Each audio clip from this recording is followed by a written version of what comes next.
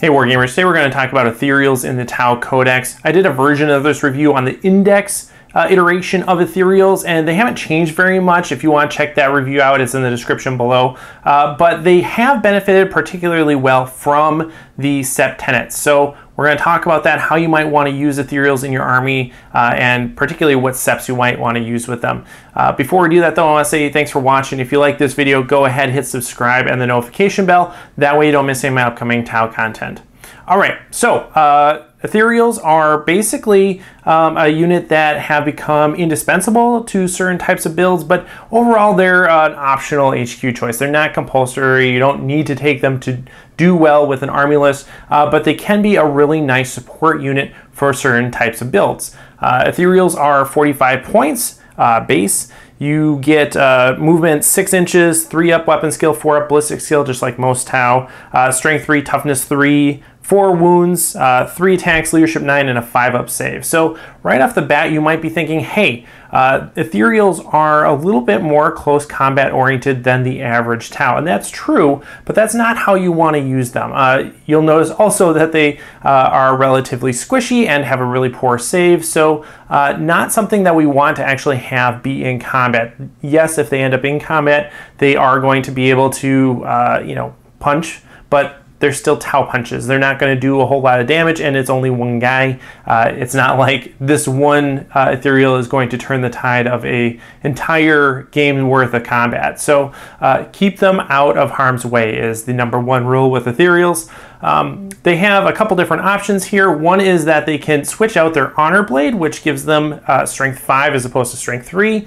For equalizers, for 1 point equalizers, give them -1 AP plus additional attack. And yes, that's definitely better than the Honor Blade in my opinion. AP is a better investment than Strength in 8th edition, and so that 1 point is probably a good investment if you are planning on having your Ethereal end up in combat. But like I just said, we don't really want that to happen. So if you have 1 point laying around and you don't know what to do with it, you can throw it in for equalizers, but really don't give up something else to take equalizers on your Ethereal. It's not worth it. The other option is that they can take a hover drone, and the hover drone is an interesting piece of war gear. I used to say that it's not really worth your time because you don't want your Ethereal running all over the place, but with certain builds, that hover drone can be really important, namely if we're putting him alongside drones, and we'll get to that in a moment. So yeah, the hover drone is context dependent. He has failure is not an option, which basically allows other T'au Empire units to use his leadership if they're within 6 inches. And then he also has Invocation to the Elements, which is more or less a signature move now. That is something that you cast in the movement phase, and it benefits Tau sept infantry and battle suits. So not drones or vehicles, but it does affect the majority of the Tau arsenal. And it's only at the T'au Empire faction keyword level. It's not sept specific, which is really useful.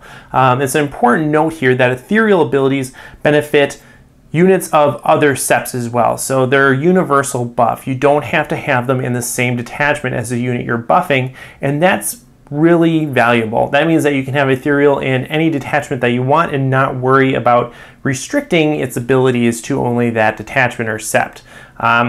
The different options that you can choose are Calm of Tides, which subtracts 1 from the morale for affected units. Storm of Fire, which allows you to reroll hit rolls of 1 in the shooting phase if that unit didn't move. Sense of Stone, which is basically a 6 up feel no pain. And Zephyr's Grace allows you to reroll advanced moves. So there's something that I want to notice about that set of traits. Basically, there are a few that you're going to want to use pretty frequently and a few that you're not going to want to use very frequently. The 6 up feel no pain is going to be really valuable in most situations. That's going to be kind of your general choice. Although if you're next to a unit that you think might break, Calm of Tides is going to be really good, and then Storm of Fire is also going to be good if you are not worried about taking damage. If you're just worried about output and you don't have marker lights, Storm of Fire is going to be the way to go. And of course, in a pinch, your assault move reroll Zephyr's Grace is going to be really valuable if you're just trying to take an objective or get somewhere at the end of the game. That's going to be kind of your clutch move, your last ditch effort move. But overall, we're sticking with some of the more generalized invocations. But you do assign ethereals to a particular sept, and I think the standout winner for ethereals is Sakaya. Sakaya is going to give them +1 leadership, and so units that are benefiting from their leadership also benefit from that buff, which is a nice way of saying that you can allow other septs to benefit from the Sakaya leadership buff indirectly through the ethereal. What I mean by that is, let's say you have a unit of Borkan Fire Warriors right next to Sakaya ethereal. Now suddenly, instead of just using their leadership, they're using the ethereal's leadership, which is now 10 because it's Sakaya. So that is a great way to kind of spread the benefit of Sakaya around your army, is through an ethereal. One place in particular where this is going to be especially valuable is with drones. Drones have terrible leadership. They have leadership 6. And so if you're able to use leadership 10 instead of 6, you're going to be much better off. And that's important because drones are mostly on the table to die, especially shield drones, right? So shield drones are going to take a wound for, let's say, a Riptide or something else, and they might make it on their feel no pain, or they might not. And in the case that they don't, you are going to be taking morale tests. And this is something that restricts unit size for drones significantly. You don't want to have too many drones because they're poor leadership. You're going to end up losing more drones as you actually use drones for the thing that you're trying to use them for, right? You're going to shoot yourself in the foot, essentially. And so having the ethereal there mitigates that risk and allows us to use drones purely for what we want to use them for and not have to pay this morale tax on drones.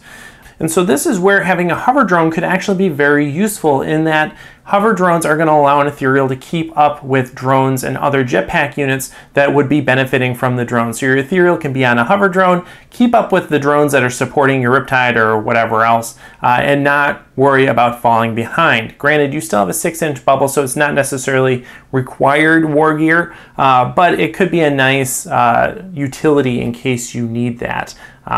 But overall, really, Sakaya ethereals are going to be your MVPs in some cases if you are bringing a drone-heavy list. So that's what I meant at the beginning when I said they can be indispensable for certain types of builds.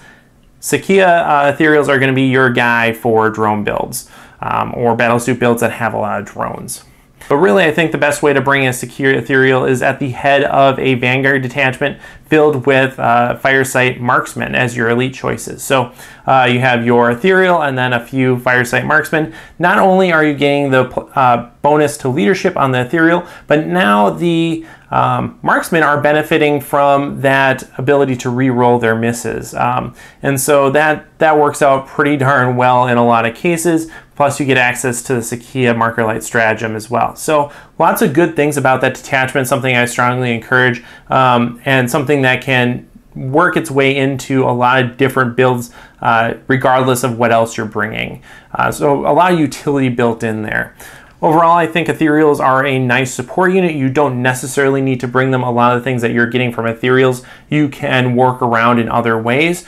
But if you are bringing drones, I think ethereals are a great way to go. So let me know what you think in the comments below, particularly if you've tried the Sakaya ethereal. How has it gone? And as always, happy wargaming. Hey everyone, this video was made possible by my supporters over on Patreon. If you also enjoyed this video, consider joining our community over there. Special thanks to Max Harrison, NoExcusesPanda, Nick Steele, TauOswell, Paul Lueders, Jared Egeler, Brian Mann, Jake Johnson, Eric Jackson, Youhei Penguin, Peter Benjamin Parker, RP, Christian Gustafson, Andy M. Young, Julian Peck, Giovanni DiMaggio, and Christopher Sorrell.